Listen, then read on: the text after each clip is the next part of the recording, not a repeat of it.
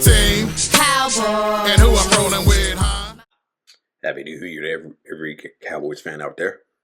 Welcome to Classic Dallas Cowboys Talk. I am Sean Farrell. God is great. All the time, God is great. Jesus Christ died and he rose again. Let's go ahead and get into it. So the season is, I guess you could say, in some ways, mercifully over, at least defensively. Okay. I just got the notification while I was asleep saying Eberflus had been fired. Okay. And so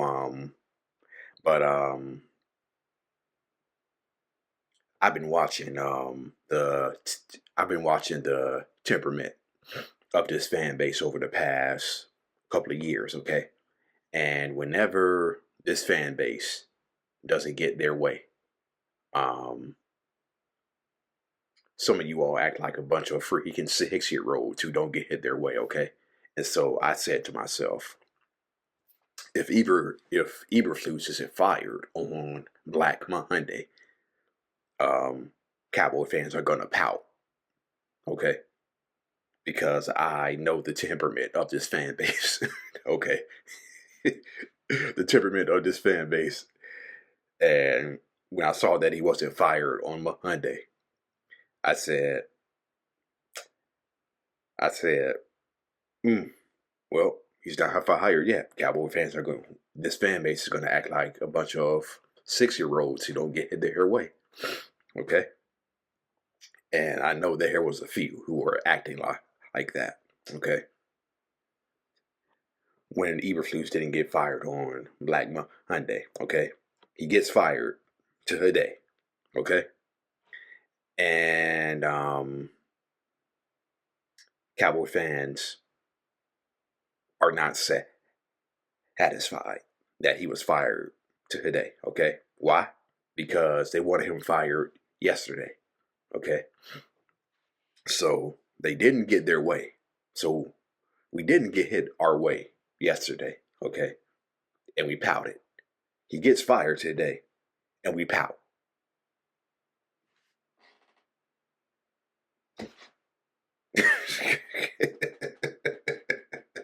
What's it gonna be, y'all? What's it gonna be? What's it gonna be? The temperament of this fan base is feminine. Okay? Yes, I said it. The temperament of some of these fans is feminine. Okay? Okay? We act like some fans in this fan base act like women when we don't get our way, when we don't sign the free agent that we want, when we don't make the play that's supposed to be made, when we don't win a game, we feel like we should have won. Okay. Some of these fans in this fan base act like women. Okay. How do I know? I've seen this. I'm telling you. I've seen the temperament of this fan base over the last couple of years, okay? And we act like, I'm just saying, the temperament of this fan base, we act like a bunch of 6-year-olds, we act like a bunch of women, okay? So, oh well. It is what it is, right? So, I used to be one of those emotional, angry fans, okay? Yeah, I used to be one of those emotional, angry fans whenever he lost, okay? And that's one of the main reasons why I got into meditation. That's one of the reasons why I stay off X now, okay? The temperament of this fan base is just funny and interesting at times, okay?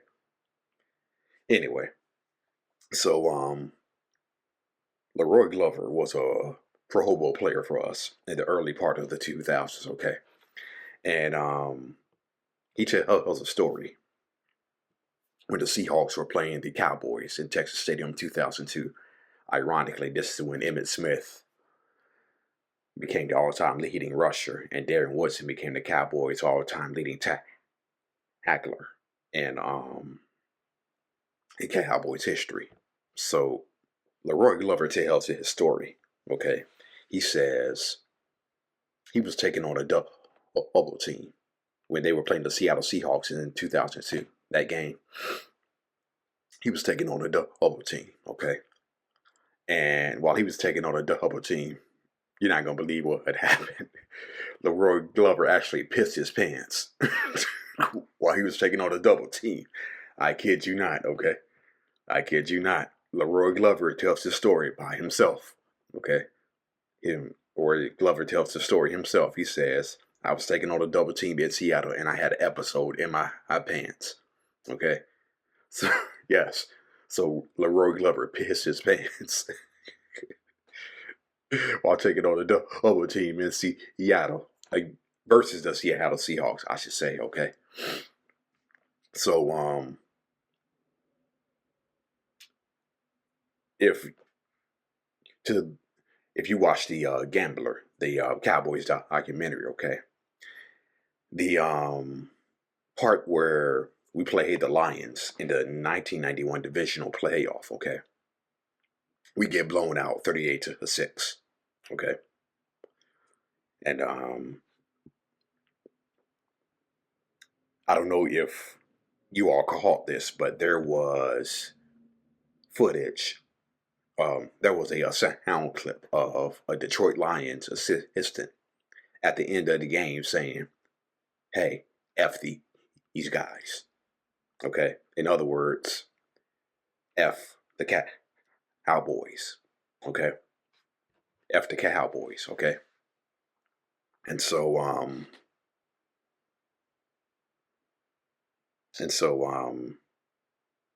ironically, the Cowboys played the Lions in the regular season the next year. Okay.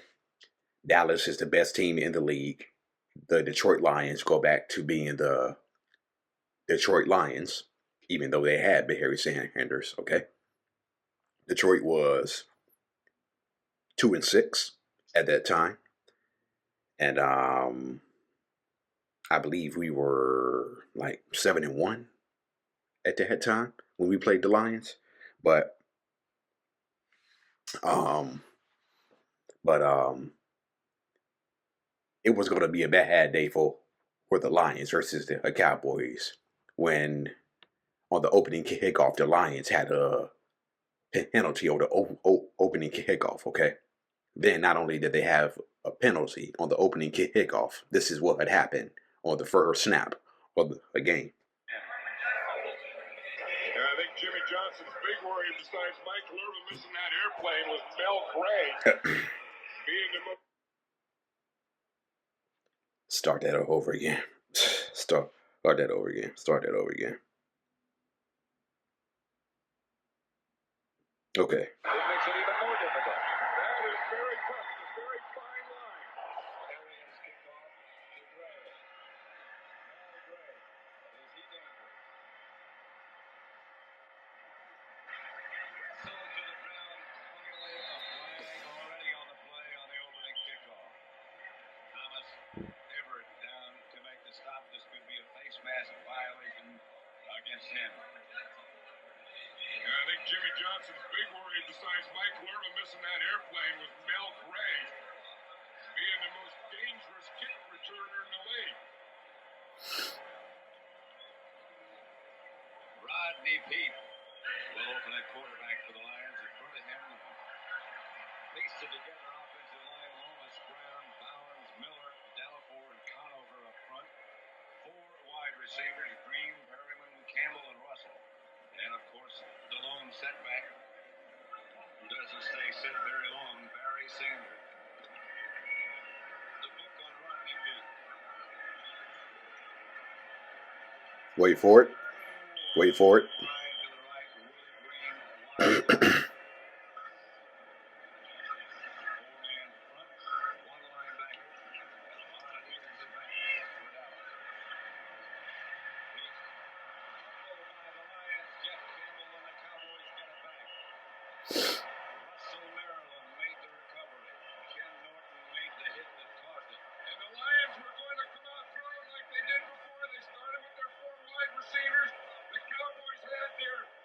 answer to it. There's 6 defensive backs in here. Only one linebacker. That was Ken Norton. And he was the guy who made the tackle that knocked it out of there to get the turnover.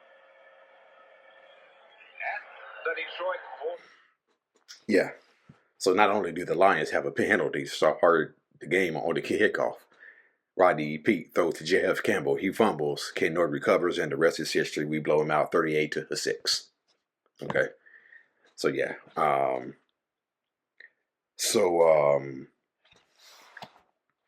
You know how being a Cowboy fan has his perks. Okay. It does have its perks. Okay. So one day, a couple of years ago, I was at work. Okay.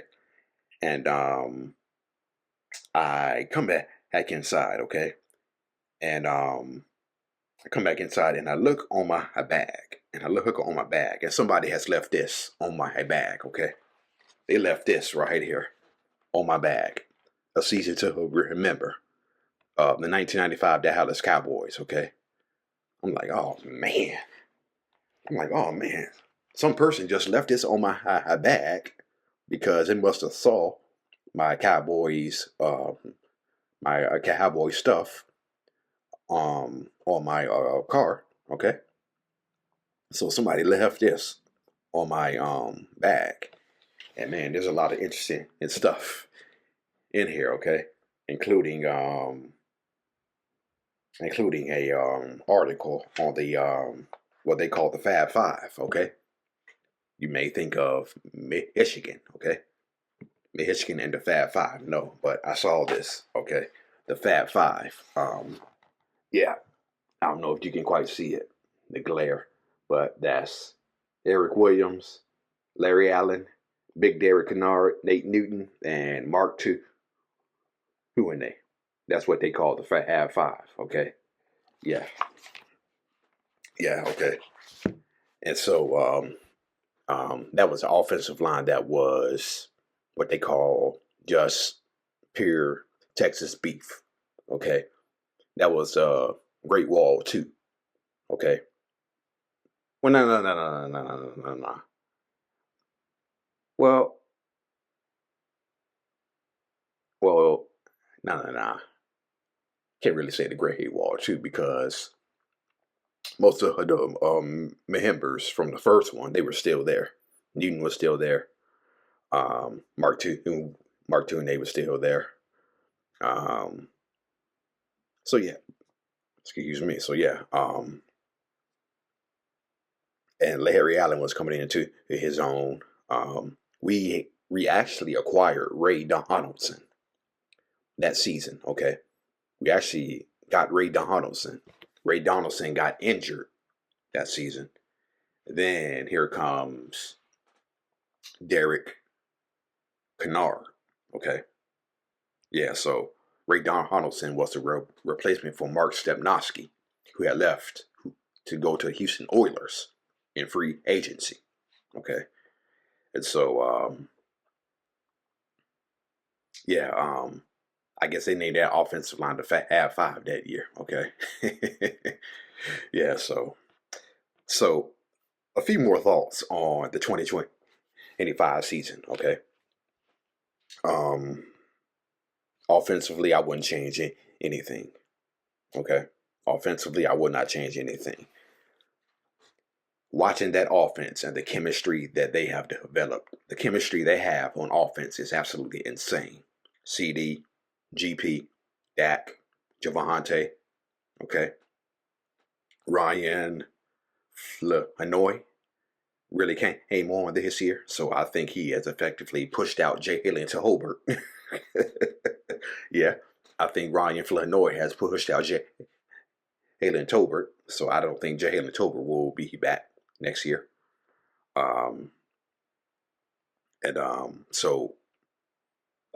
So the chemistry that they have developed on offense is just absolutely insane. Okay. So I wouldn't change anything about the offense. But I think Pickens is going to re-sign.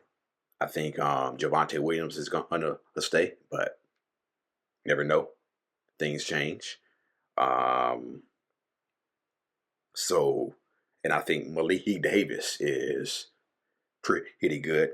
Was pretty good this year. Coming on strong and backing up Javante. We saw what Jaden Blue could do. The last game of the season. We picked 12th this year. Okay. And I'm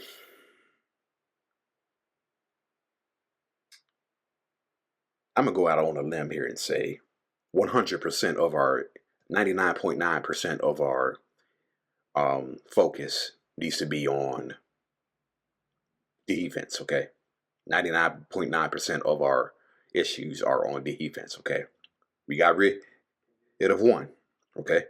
Starting with Eberflus. Okay. And usually what happens when they get rid of a offensive coordinator, okay, or coach or whatnot, you start to hear stories, okay? You start to hear stories of how there was this going on and this going on. I said to myself, I wonder when Eberflus gets fired, I wonder how many stories we're going to hear of Eberflus doing this, Eberflus doing that, okay? I wonder what the stories are going to be, okay? I haven't heard none yet, okay? But I'm pretty sure we're going to hear some stories about how bad he really was, okay? Not just on the field, but behind the scenes too, okay? So, yeah. All right, that's it, and that's all for Classic Cowboys Talk. I am out of here. Season is mercifully over. Peace out. God bless. Who? Cowboys. What's my blue and gray team? Cowboys. And who I'm rolling with, huh? My Cowboys. Steelers better get it right. Giants better get it right. Who? Cowboys. What's my blue and gray team? Cowboys. And who I'm rolling with, huh? My Cowboys. Eagles better get it right. Skins better get it right.